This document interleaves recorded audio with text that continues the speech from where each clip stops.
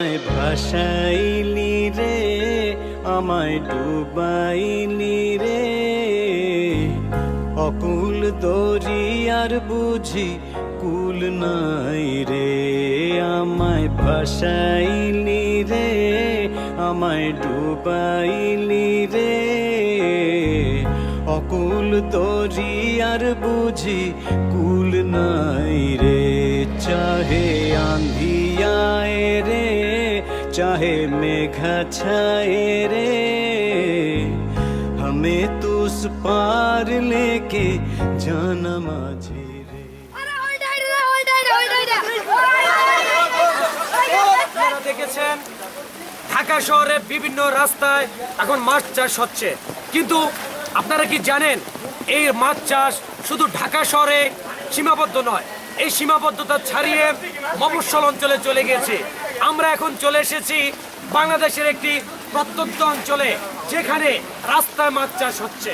আমরা এখন চলে যাব এক ভাইয়ের নিকট, আমরা তার কাছে জানতে যাব মাছ চাষ সম্পর্কে। এই যে ভাই, আমি অনেকক্ষণ যাবত লক্ষ্য করছি আপনি এখানে খুব দক্ষতার সাথে মাছ ধরে যাচ্ছেন।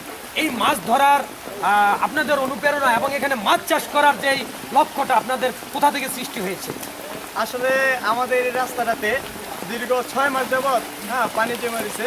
তো আমরা চিন্তা ভাবনা করে দেখলাম এবং প্রশাসনের কাছে জিজ্ঞেস করলাম, আসলে পানি সরানোর কোনো ব্যবস্থা নাই। তো আমরা ওইখান থেকেই 6 মাস আগে এখানে মাছের পোনা ছেড়ে দিয়েছিলাম, ওইগুলো বড় হয়েছে, এখন ওইগুলো ধরতেছে।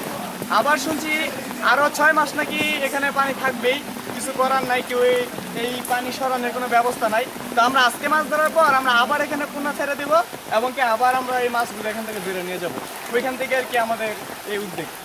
আচ্ছা, এতক্ষণ শুনলাম আপনাদের যে অনুপ্রেরণার কথা। এখন এখানে মাছ চাষ করার সুবিধা এবং অসুবিধা আছে এখানে? অবশ্যই আছে। আমরা যে এখানে মাছ চাষ করছি, আসলে যারা বেকার যুবক ছিল তারা এখন এই রাস্তা দিয়ে যারা সিএনজি চালাতো বা রিক্সা চালাতো তারা এখন এখানে মাছ চাষ করছে এবং এখান থেকে মাছ ধরছে, এখান থেকে আয় করতেছে।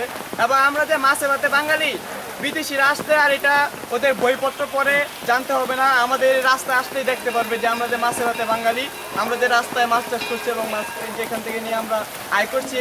এই কারণে আমাদের যারা বেকার যুবক আছে, যারা এই রাস্তায় সিএনজি চালায়, রিক্সা চালায়, এরা এখন ওইসব বাদ দিয়া এখন এখানে সবাই মাছ চাষ করতেছে।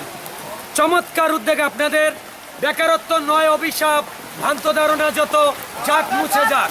বেকারত্ব ভেবে আমায় করোনা হেলা, যতনে রেখো তোমার পাশে আমাকে সারা বেলা। এই কথা এক মেলে দেখলে দেখেন, না দেখলে নাই টেলিভিশনের পক্ষ থেকে আমি খালাম্মা, খুদা হাফেজ।